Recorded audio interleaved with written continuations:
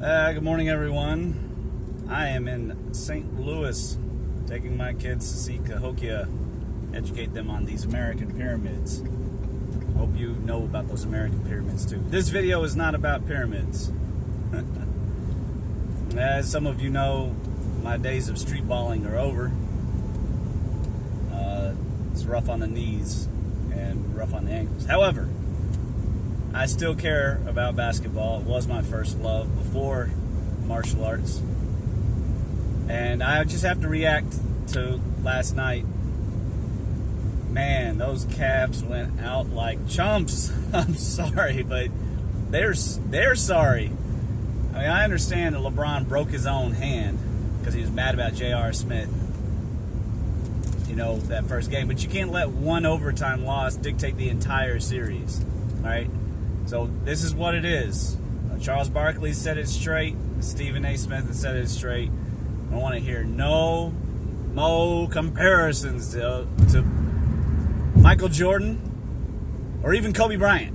Okay? Neither of those guys would have gone out like that. You could have broken their foot,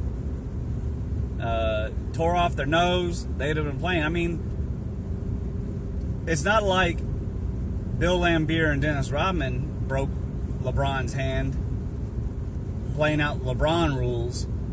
This guy went out. He just gave up. He didn't give up quarter four of game 4. He gave up quarter 4 of game 2, which I was watching. And they just, I mean, once those three started raining in Oakland, in quarter 3 and quarter 4 game 2, man, the Cavs never saw the light of day again. I mean, Steph Curry broke this man. Then game 3, Kevin Durant broke him down further. I just don't understand why anybody. I feel bad for LeBron because it's really LeBron's fans that make it the worst. There's no hate here for LeBron. He is a great top 10 player of all time. All right, don't even tell me he's number 2. He's not. This is facts. You can go and subscribe to the Wilt Chamberlain archive and learn something, okay? It's MJ, Wilt, and you can pick Russell or Kareem. I'm for either. You know, I like Russell, how many championships. Kareem had a lot of championships. He has the most points. Either way, I'm good. And then you've got Bird. I mean, Larry Bird was a stone-cold killer. If it weren't for his body and his spine breaking down, he took a beating in an era where people gave beatings out at the game. It's like, here's your entrance to play, here's your shorts, your shirt, you ready for your beating.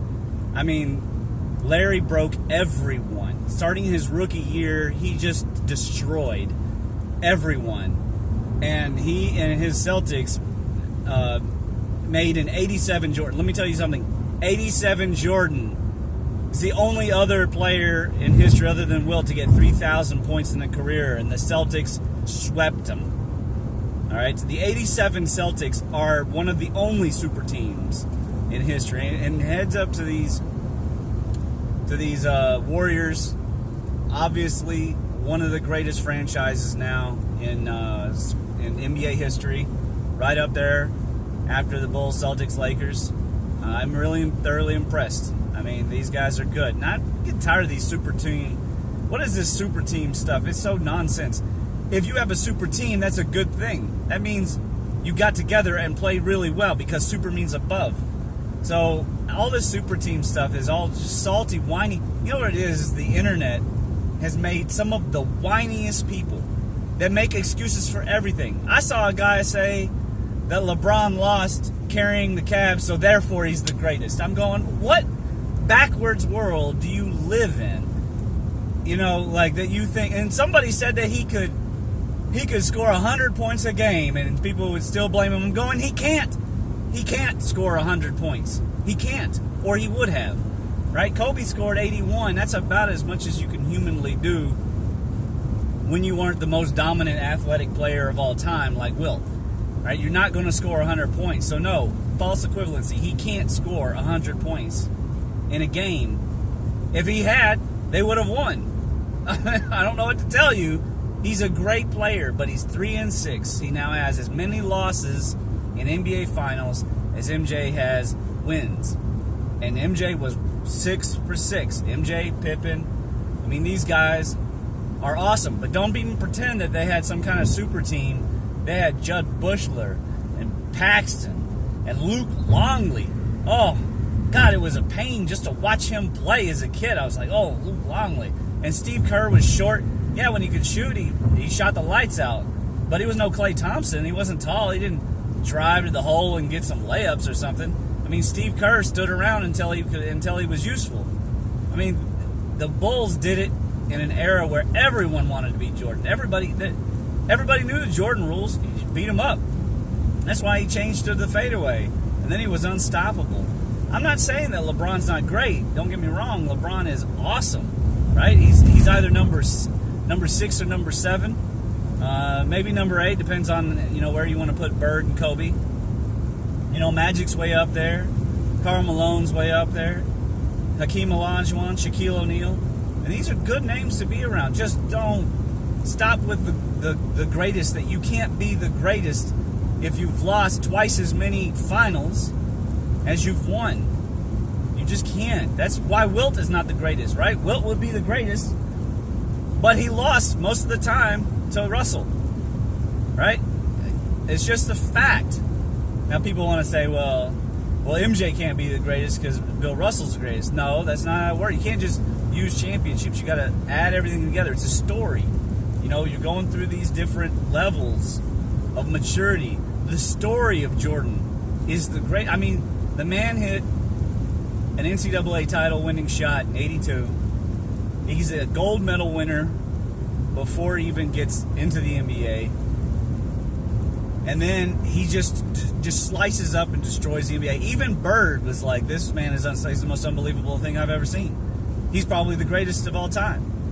And that's Bird. And he did not brag on other people.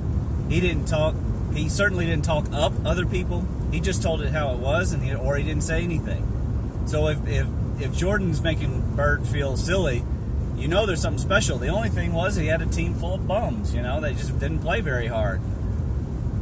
And it took a little bit for Pippen to come into his own. That's normal and natural. Things came as they would. The Pistons had their time. They had to have their time first. LeBron has had a great run at the Cavs. I'm glad that he came back and finally won one. Because, man, the Cavaliers fans were really salty when he went to Miami Heat so he could win a couple titles. But the fact is, he is wasting his time up there, and he's got 7 more years, 6, 7, 8 years left of mileage, and he's currently at his physical peak at age 33, 34, wherever he's at. He needs to go somewhere where his talents will be usable. I'd love it if he stayed in the East and was at the 76ers or the Celtics. Obviously, the Celtics doesn't make sense because that's where Kyrie Irving went, and he tried to get away from LeBron James, so I don't think that's going to fly. But he's got to go somewhere where there's a real championship history and a program where they're going to. So he shouldn't end up in like Pelicans or something. That would be ridiculous. That'd be a waste of time. A lot of people are like, hey, you should go down to the Rockets. I have this to say. Then him and James Harden could stand around on defense and chat together, If you've seen the Shaqtons, you know what I'm talking about. So, hats off to the Cavs, but they got destroyed. If my kids weren't around, I'd tell you the word for it. But listen, these Golden State Warriors are good. The Rockets have the best chance of knocking them out of the playoffs next year. I was a naysayer on the Warriors this year. I said it wasn't a guaranteed.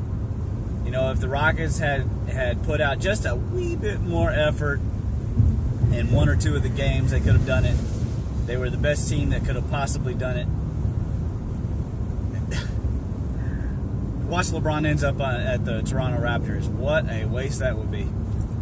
Anyways, he's got a great legacy. There's nothing to be ashamed about. Congrats to the Warriors. I'll be really disappointed again if they snub the White House because that's really unpatriotic. They should go, and if they don't like the man, on camera tell him to his face, you know. Don't play all this passive aggressive stuff. But you know, I'm trying to keep my sports and my celebrity politics disintegrated. But I'm just going to tell you right now, you can go watch plenty of MJ videos. The man was stone cold deadly. He was unstoppable. He had the mentality of a Kobe Black Mamba and the physicality of Dominique Wilkins. I mean, his power dunks made power forwards and centers bend over, you know. I mean, it was Vince Carter on steroids. So, anyways, I'm going to wrap up this video. Like, share, subscribe. Let me know what you think about the Cavs' performance. And if you're a Cavs fan, my heart goes out to you. But don't be telling me about how LeBron's the greatest. He never was. Never. Never.